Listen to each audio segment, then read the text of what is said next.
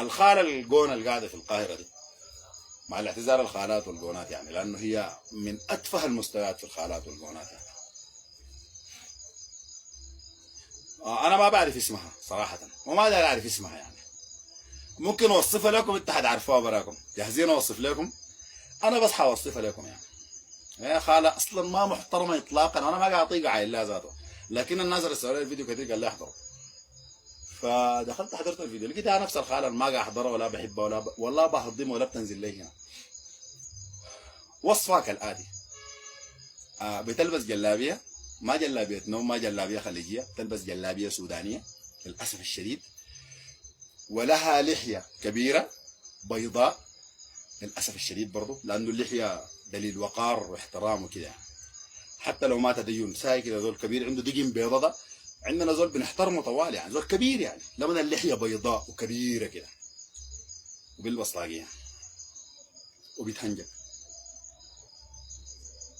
يعني كلمة خالة دي ما صح، أنا ما أصل الألفاظ دي ما قاعد أحبها ولا قاعد أتكلم بها، لكن فعليا اللغة وكده وطريقة الكلام حق حبوباتنا وأمهاتنا، ما رجالنا، ما أعمامنا، ما خيلاننا. لو زول عنده دقن كبيرة معناها خال وعم يعني.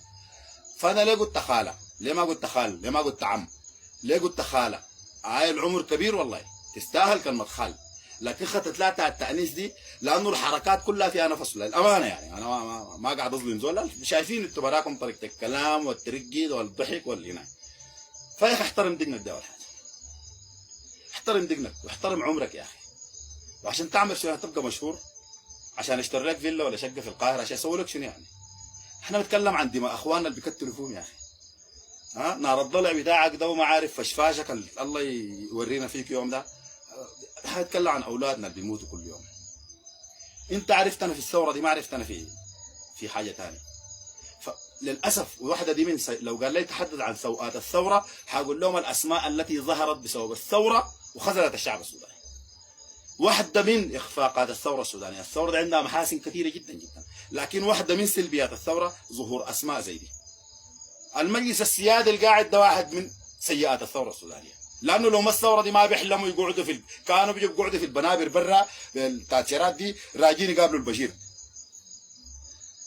بعد سقطناه وجو قاعد في الكرسي بتاع يتكلموا الان باسم الثوره، نحن والثوره والبلد دي يجي حميتي يقول لك ما تسلمها. انت البلد دي وقع عليك في عطاء، شنو بنسلمها الا نضمن يجي زول؟ انت منو عشان انت الضامن للبلد دي؟ انت عندك شهاده بحث البلد دي عشان تقول الله الا يجي الضامن؟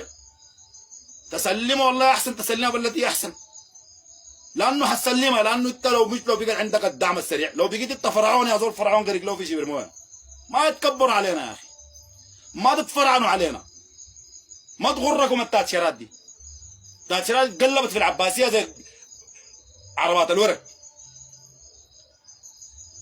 واحنا لحد الليله بنقول سلميه، لكن على القسم نقول لا سلميه في البلد دي، اقسم بالله زقاق تبقوا مارقين انتوا. هنا والله نحن بعد فضل الاعتصام لو عملنا البلد دي كديسه ما تقعد فيها، والله انت ما تقعد فيها، انت لله اولادك ما عارفين الشارع في خرطوم. شنو ما تقعدوا فيها؟ في زول بيطردوه من بلده؟ كلام الفارغ اللي بتقولوا بنبلع فيه ولا 3 سنه ده، شبعنا خلاص نحن. ليه معفنك ديل في فاشي وحميتي ما تقول لا والله ما باقي الا تطلع عليه قسيمته.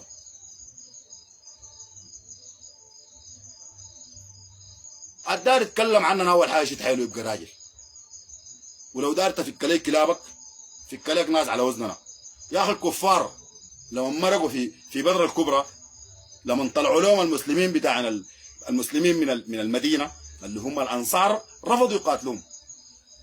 دول الكفار قالوا دول ما مستوانا، جيبوا لنا اولاد عمنا من قريش عشان نحاربوا لكم، قال لهم ارجعوا. واسك عن جد انت ما مستوانا، خليك تفك لك كلابك $2 3 انت ما مستوى. انت تعال هسه مناظره، خلي السلاح والجو، تعالوا مرقوليتوا نتناقش في قناه عشان تعرف البل وتعرف الله حق. شنو فك لك كلبتين 3 من الجونات وفك لك امام رجال كبار ما محترمين دارين يحاربونا احنا. فكونا رجال يا اخي، ده اذا عندكم رجال اصلا. الراجل ما سلاح وكاكي، والراجل ما تاشر، الراجل موقف. انا ما قعدت معك كم ساعه، وقعدت مع اخوك، وقعدت مع برهان، وقعدت مع حمدوك، قايل البلد دي فيها راجل طلعت كلكم ناس كذابين، كلكم خونه. الرجال قلنا سلاح انتوا، فكوا لنا رجال عندهم مواقف عشان يحاربونا. فكوا زول لما نقول كلمه يهزنا احنا. انت ما داير تهزنا مش كده؟ ده انت طعنونا بالكلام. فكوا لنا رجال. ده كان عندكم اصلا. كلكم ما بتقدروا بجبروتكم، لا عسكر لا مدنيين لا قحط لا غيره، ما قدرتوا عليها في يوم من الايام وما حتقدروا. قاعد نقول اصبعنا ده في عين اي زول اللي عنده علينا الجنيه اللي طلعها واللي عنده فينا كلام اللي يقوله. خلوا كلام فارغ التسوفوا ده.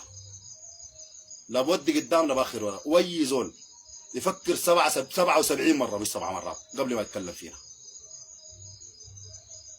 اخرتها دي نهايه الثوره السودانيه. يتكلموا فينا احنا الخالات المتخلفين زي زولكم الطاقيه بدقنا الما محترم ده بالطريقه الما محترمه دي، وفي ناس بيسمعوا له للاسف. انا علمني انه في ناس لما نخش تلقى الزول سائر معروف يجي داير الطعم الجو. قلت لك التنمر بقى مرض في السودان يا اخي. انت شوف الكلام اللي قالوا. اريد اقول لك شنو ناس يعني مثلا انت صحيح في ناس قبل كده هاجمتهم ردوا لك. انا لو داير اريد اقول لك شنو زنون ما بقدر ذاته اقول الكلام يعني. ده ما عودت الناس خطب الناس كده. انا حتى في عز الزعل في عز الثوره ما اتكلم بس ما بقدر. معلش يا اخي متاسف ما بقدر اقول لك شنو يعني الجمله. ما اول ما بقدر اقولها ذاته يعني احتراما للناس. شفت احتراما للناس دي انتوا ما عندكم.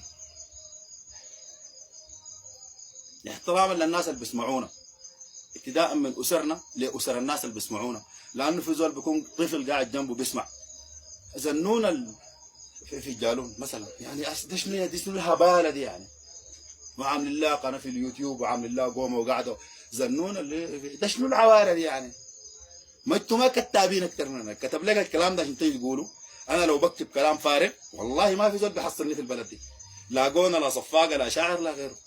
كلامين جدا الحمد لله رب العالمين.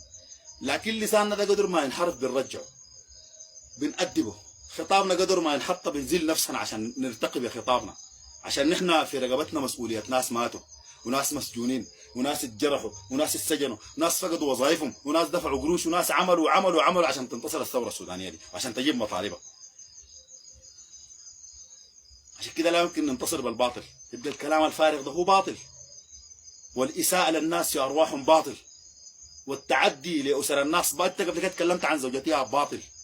تلقى ان انا ناسي لكن لانك كترتها. لكن راجل كبير